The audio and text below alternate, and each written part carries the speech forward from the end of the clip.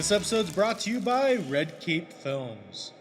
Welcome to another episode of Red Cape Sports. I'm going to be your host for today, Mitchell Bouchard, and what we're going to go over are some sports card accessories. So these are going to be things that I deem important, and everything on this list, except for maybe one of them, I think that you should have. It's going to be an absolute must.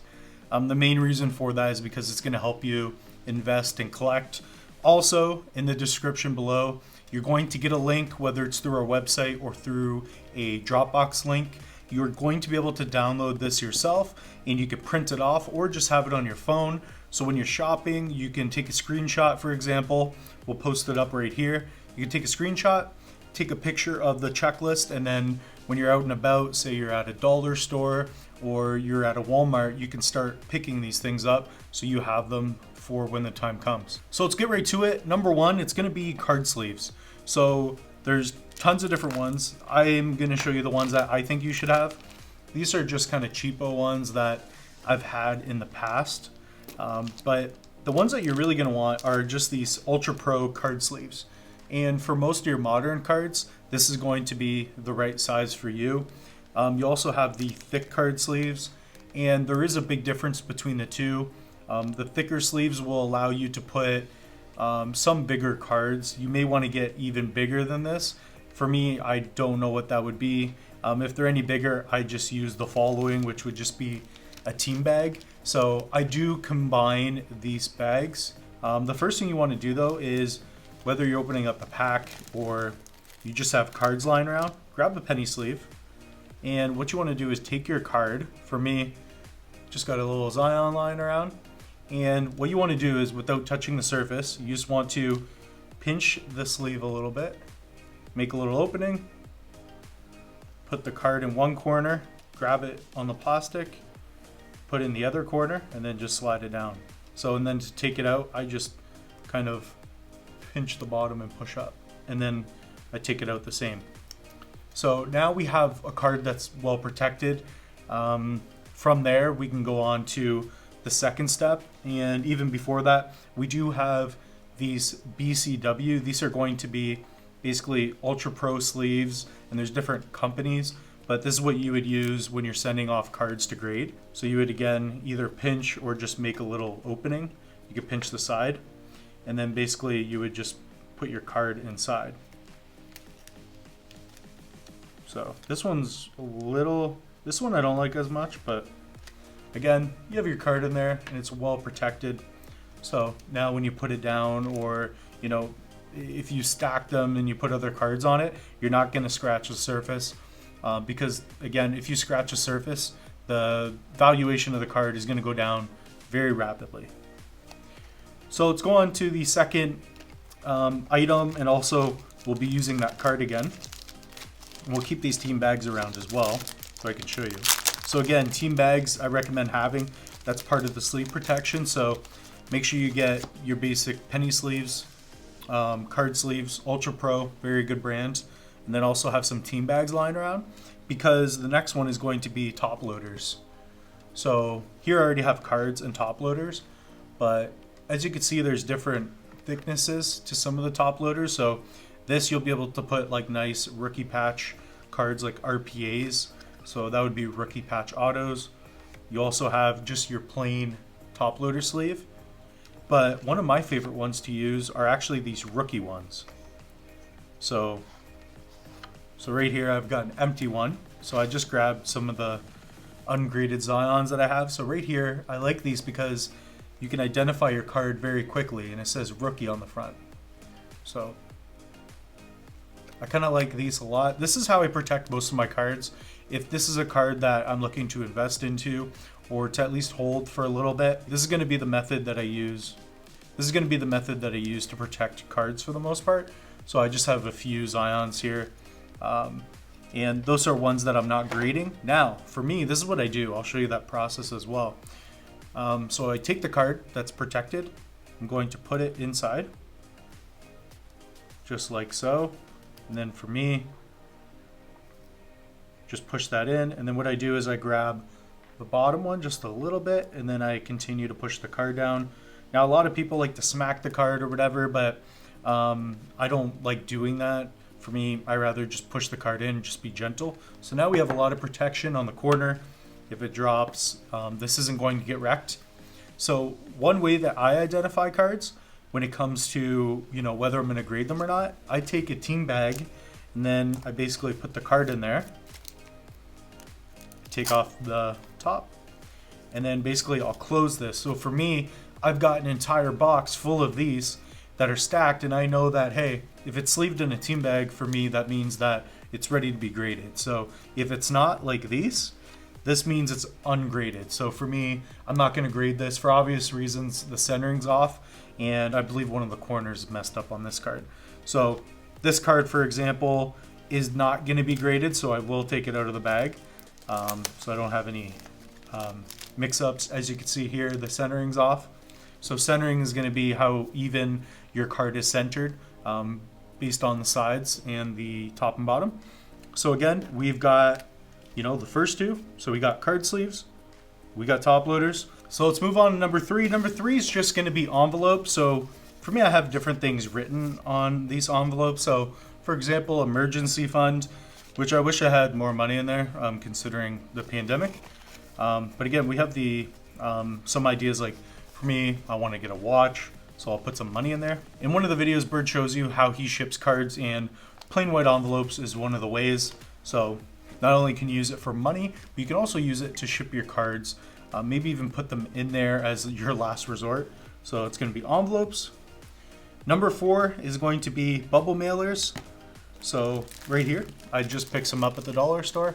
So for $1.25 Canadian, you have bubble mailers. So now we'll actually open this up. Why not? Let's try to do this the cool way.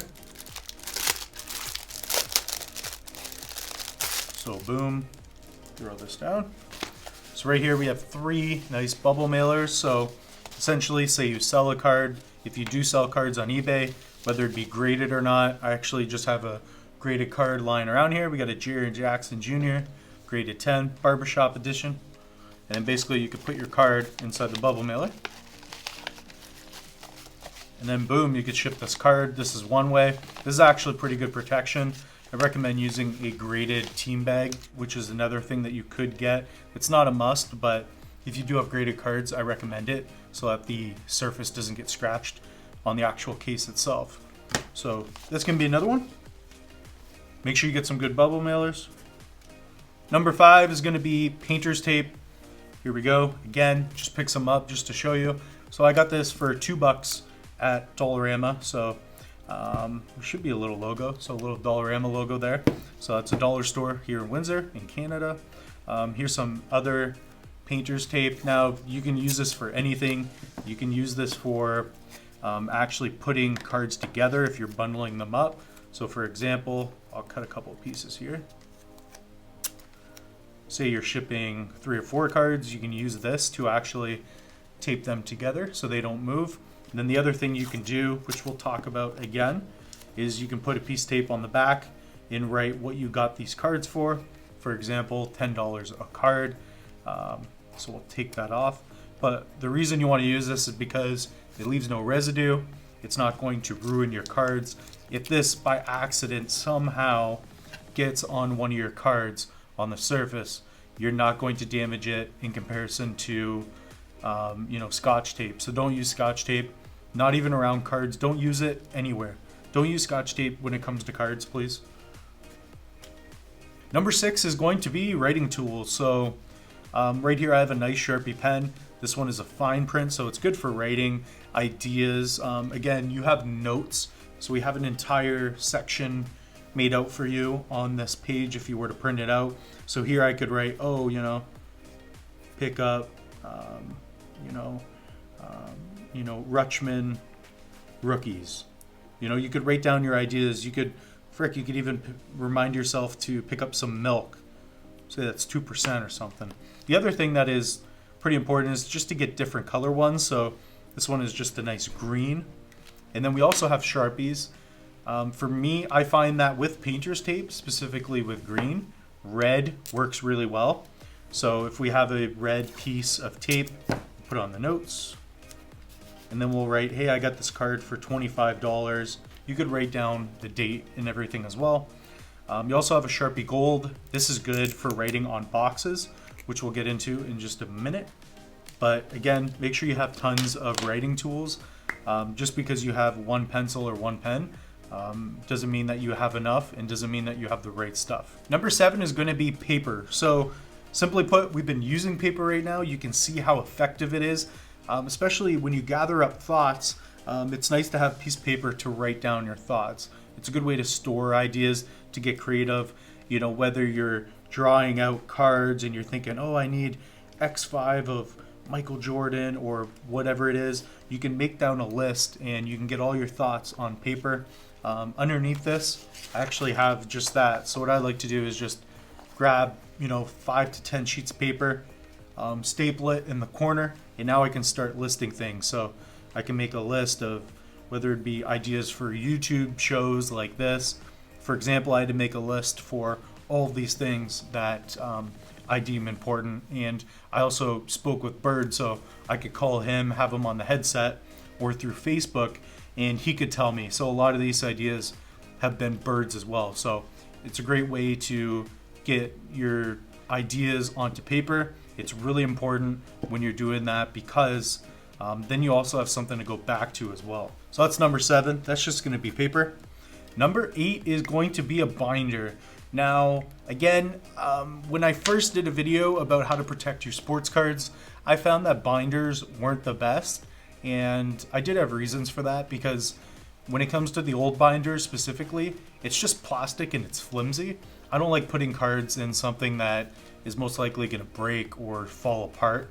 So what I have here, though, if I can move this to the side, I've got myself a binder that I actually really like.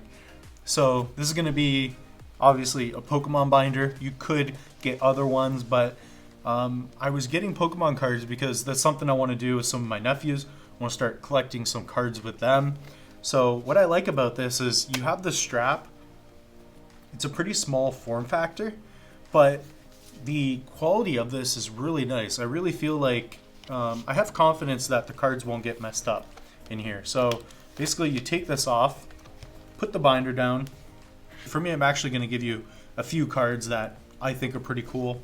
None of these cards in particular are my good Pokemon cards. What's really interesting about this is that the way they design this is much greater than what we used to see in the past. I really don't suggest you to go to a dollar store and pick up those really flimsy plastic binder sheets. I find that cards fall out easily because they come in from the top. What I like about this specifically is, and again, use a penny sleeve anytime you use a card and put it in the binder.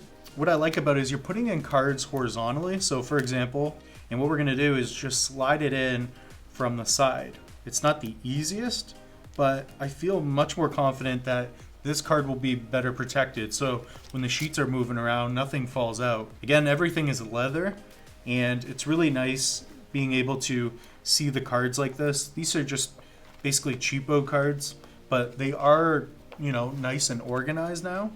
And then the other thing is they're still protected. So the way they fold is a lot better than the old binders. So yeah, I've just been really happy when it comes to the binder like this.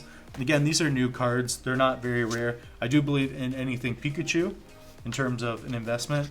But again, those are just cheap cards. And I throw them in the binder because it's also nice for transportation. So if you did have some sports cards, you could get a binder similar to this.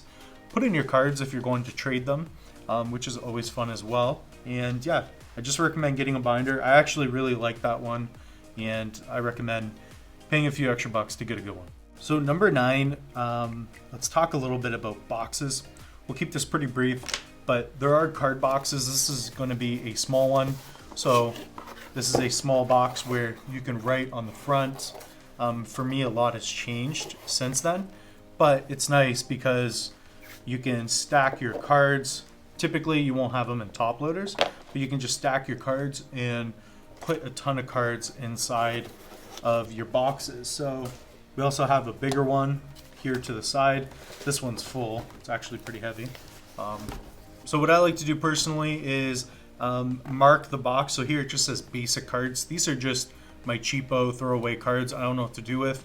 We're probably going to actually donate these cards, and obviously have some packs and other good ones. So maybe at the end of the year, we'll do like a big Christmas giveaway. That's something that I think would be pretty cool. So you open up the cards, and then basically, as you can see here, there's tons of cards. This one's completely full, but it's still easy to get to. And this is the way I store my cards. Basically, I will put my ungraded and graded cards in these, and I like the way they're protected there. I just like to put a piece of tape on here and on the actual box so I can identify it, so you can see it at the top here. So that's going to be number 9. Make sure that you have a few boxes. For me, I've already filled up 3 or 4, and I assume I'm going to have more. I may need graded ones as well. So that's going to be number 9. Make sure you get some boxes, whether they're big or small. So number 10 is just going to be a couple stands. Now, the reason I actually deem this pretty important is because when it comes to cards, you need to be excited about them. So you can pick up these plastic stands for next to nothing.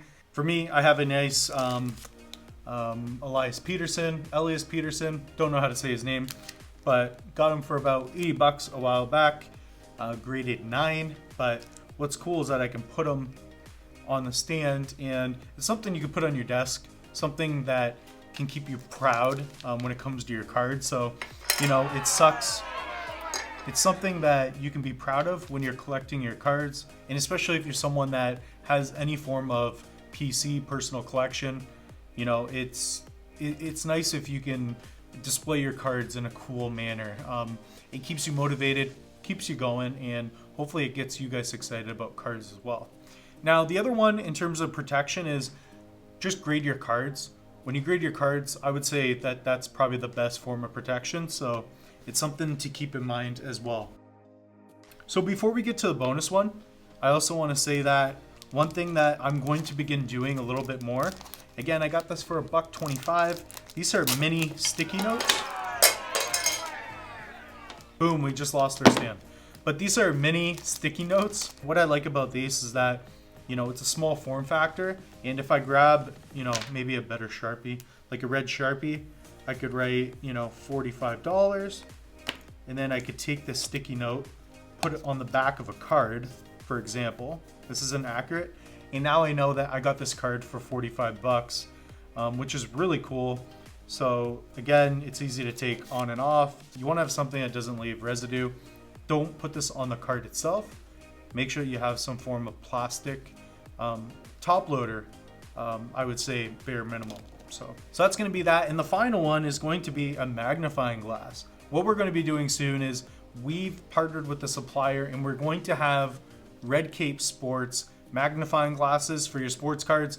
What's so cool is that we actually have LEDs on them as well. So again, you can pick this up somewhere else if you want, but we are going to be offering this, and we're going to bundle it up in an entire package. So if you want to, when the time comes when we launch, you can pick this up from us, which would be really cool. We're working on trying to get some pretty cool ones that just work with AA's. As you can see, even in the overhead, this helps you see the cards really well. And then on top of that, with the light, you can really see if there's some issues with your card. So basically what you're gonna do is take your card out. I recommend taking it out of the sleeve entirely. You're gonna hold the card up on the side. You're gonna hold this up and pull it back just a little bit so you can see. Turn the light on, and it works super well. You can see where all those dings are. You can see if there are any issues. The centering is more apparent than ever. You can see if there are corner issues. It's just going to be a really cool product. Again, you can pick one up yourselves, but if you want to wait, we are going to have them on our websites. We're going to be offering them. So if there's any way that we can have great solid products that are beneficial for you and I, again, we're going to be much happier. The other thing is going to be tins too. And in here, I actually have some pretty cool Pokemon cards. These are going to be shadowless cards, so they're much rarer. I think it's a good buy. And you've seen Dr. Ryan's tin, but this is just a simple tin. You can put cards in here. Make sure you sleeve them first. and it's just another form of protection for your cards. That's all I have for you for this episode. Don't forget to smash that like button, comment, and subscribe. Also, head over to @RedCapeSports Facebook page where you can post some of your best cards. This can be from your PC or just cards that you picked up, or it could be tools and other accessories that you got after watching this video. Hopefully we're inspiring you a bit. Again, we will see you in the next video.